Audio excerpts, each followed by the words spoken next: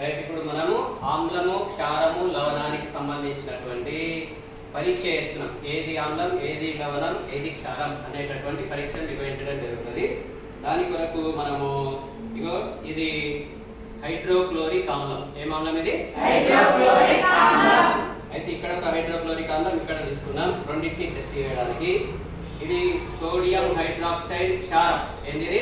Sodium hydroxide క్షారం. ఈ క్షారంలో మనం కొద్దిగా వాటర్ పోసి దీన్ని సోడియం హైడ్రాక్సైడ్ జల ద్రావణాన్ని తయారు చేస్తున్నాం. సోడియం హైడ్రాక్సైడ్ జల ద్రావణం అంటే నీళ్ళలో కలిపితే జల ద్రావణం తయారవుతుంది. ఇగో ఇది పట్టుకో, వేడిగా అయింది చూడండి. చూడండి, దాన్ని మనం వేసి నీళ్ళలో కలిపే వేడిగా అంటే ఇది ఉష్ణాన్ని వెలువరిస్తుందంట.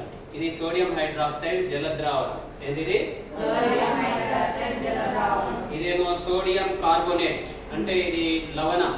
ఏంటిది? లవణం.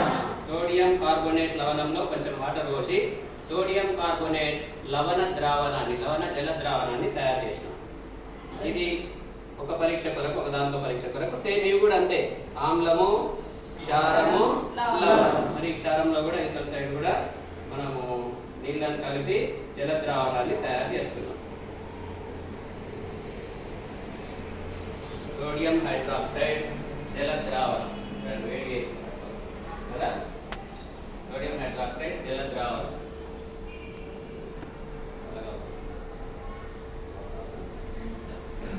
రైట్, ఇది సోడియం కార్బోనేట్ లవణం. దీన్ని కూడా వాటర్ కలిపి జల ద్రావణాన్ని తయారు చేస్తున్నాం. జల ద్రావణాన్ని తయారు చేస్తున్నాం. ఇప్పుడు ఈ మూడింటిని మనము నీలి లిట్మస్ పేపర్, ఎర్ర లిట్మస్ పేపర్ తో పరీక్ష చేద్దాం. ఏవేవి దేనిగా మారుస్తాయని చూద్దాం. ఇది ఏ లిట్మస్ పేపర్? నీలి లిట్మస్ పేపర్ లో మనము ఆమ్లంతో, ఇది ఆమ్లంతో మనం దీంతో ఆమ్లాన్ని కొద్దిగా తీసుకొని లేదంటే డైరెక్ట్ గా కూడా దీంతో ఇదో నీలి లిట్మస్ పేపర్. ఈ నీలి లిట్మస్ పేపర్ ను దేంతో పరీక్షిస్తున్నాం? ఆమ్లం. దేంతో పరీక్షిస్తున్నాం? ఆమ్లం. ఎలా మారింది? ఎర్రగా మారింది. నీలి లిట్మస్ పేపర్ ఎర్రగా మారిందంటే ఇది ఏందన్నట్లు? ఆమ్లం. ఇది ఆమ్లం. మరి అదే నీలి లిట్మస్ పేపర్ ను క్షారంతో చూద్దాం. దేంతో చూస్తున్నాం? క్షారం.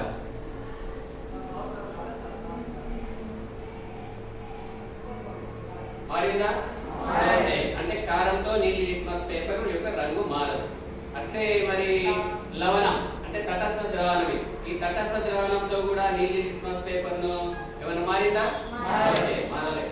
అంటే నీలి లిట్మస్ పేపర్ ఆమ్లము ఎరుపు రంగులోకి మారుస్తుంది. క్షారంలో ఎటువంటి మార్పు ఉండదు. అదే లవణంలో కూడా ఎటువంటి మార్పు ఉండదు. అంటే నీలి లిట్మస్ పేపర్ ఆమ్లంలో ఎర్రగా మారుతుంది, ఆమ్లం ఎర్రగా మారుస్తుంది. క్షారము ఎటువంటి రంగు మార్పు చేయదు. అలాగే లవణ ద్రావణం కూడా ఎటువంటి రంగు మార్పు చేయదు. మరి ఇప్పుడు ఎర్ర లిట్మస్ పేపర్ ను చూద్దాం. ఎర్ర లిట్మస్ పేపర్ ను కూడా ఆమ్లంతో, క్షారంతో, లవణం, ఆమ్లంతో, క్షారంతో, లవణం. మరి ఇప్పుడు ఎర్ర లిట్మస్ పేపర్ ను ఆమ్లం, ఎర్ర లిట్మస్ పేపర్ ను మరి ఎర్ర లిట్మస్ పేపర్ పైన మనం కొద్దిగా ఆమ్లాన్ని వేసినట్లయితే ఏమన్నా మారిందా? అంటే ఎర్ర లిట్మస్ పేపర్ ను ఆమ్లము ఎటువంటి మార్పు చెందించాలి. మరి ఎర్ర లిట్మస్ పేపర్ ను క్షారంతో చూద్దాం. ఎర్ర లిట్మస్ పేపర్ దేంతో చూద్దాం ఇప్పుడు? క్షారంతో. మరి క్షారం ఏమైనా మారుతుందని అనుకుంటున్నారా? ఎట్లా మారుతుంది? నీలి రంగు మారుతుందా లేదా చూద్దాం. ఆల్రెడీ మనకు తెలుసు కదా నీలి రంగు మారుస్తుందని. ఇగో మారిందా? అంటే ఎర్ర లిట్మస్ పేపర్ ను ఆమ్ల ద్రావణము నీలి రంగులోకి మారుస్తుంది. మరి ఇదే ఎర్ర లిట్మస్ పేపర్ ను తటస్థ ద్రావణం ఏమన్నా రంగు మారుస్తుంది అనుకుంటారా? తటస్థ ద్రావణం కాకపోతే దీంట్లో కొంత ఆమ్ల ద్రావణం ఉన్నట్టుగానే. Right, okay. అయితే మనకి ఇప్పుడు పరీక్షల ద్వారా తెలిసింది ఏంటంటే నీలి లిట్మస్ పేపర్ ఆమ్లం ఎరుపు రంగులోకి మారుస్తుంది. క్షారం ఎటువంటి మార్పు చెందించదు. తటస్థం కూడా ఎటువంటి మార్పు చెందించదు. ఎర్ర లిట్మస్ పేపర్ ను ఆమ్లం ఎటువంటి మార్పు చెందించదు. క్షారము నీలి రంగులోకి మారుస్తుంది. తటస్థ ద్రావణము ఎటువంటి మార్పు చెందించదు. ఇది లిట్మస్ పేపర్లతో మనం ఆమ్ల, క్షార ద్రావణాలను గుర్తించడానికి లిట్మస్ పేపర్ను ఉపయోగించవచ్చు. ఇప్పుడు నెక్స్ట్ వీటిని సూచికలు ఏమంటారు వీటిని? సూచికలు. ఇది మిథైల్ ఆరెంజ్. ఏంటిది? Methyl orange. మిథైల్ ఆరెంజ్ సూచిక. మరి మీ మిథైల్ ఆరెంజ్ సూచికతో ఈ మూడింటిని పరీక్షిద్దాం. తర్వాత ఇదేమో ఫినాప్తలిన్. ఏంటిది? ఫినాప్తలిన్. ఫినాప్తలిన్ సూచికతో ఆమ్లం, క్షారం, లవణం ఈ మూడింటిని పరీక్షిద్దాం. మరి పరీక్షిస్తే ఎటువంటి మార్పులు చెందుతాయి అనేది మనం గుర్తించడానికి ఈ సూచికలు ఉపయోగపడతాయి. ఇప్పుడు మిథైల్ ఆరెంజ్ నో దేంట్లో వేస్తున్నాం? ఆమ్లం. దేంట్లో వేస్తున్నాం? ఆమ్లంలో. మిథైల్ ఆరెంజ్ ఆమ్లంలో. ఒక చుక్క అందరికి చూపించుకుంటే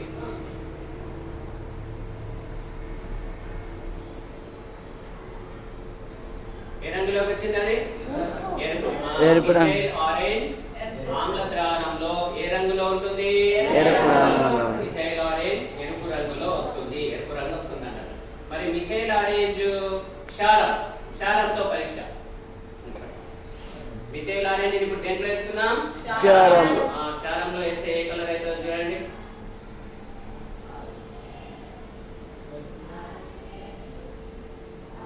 ఆరెంజ్.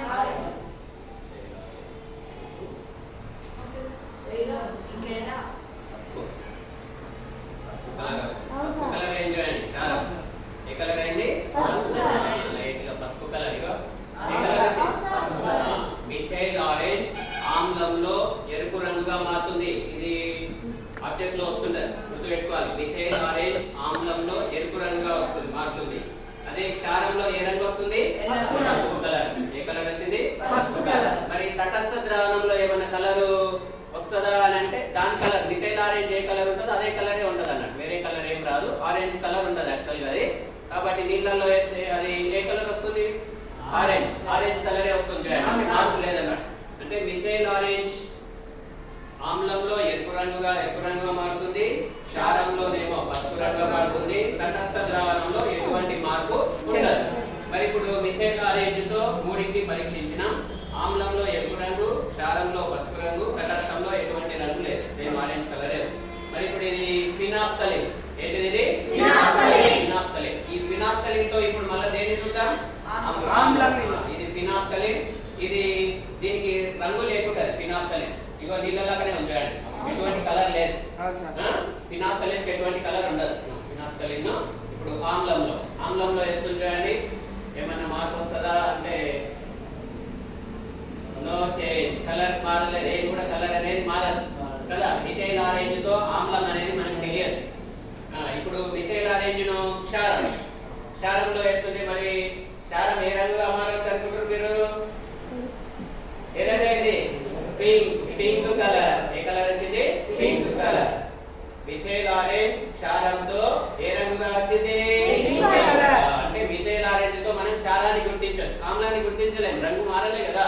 మరి ఇదే మిథైల్ ఆరెంజ్ ను తటస్థంలో వేస్తే ఏమన్నా వస్తుంది అనుకుంటారా? తటస్థంలో వేస్తే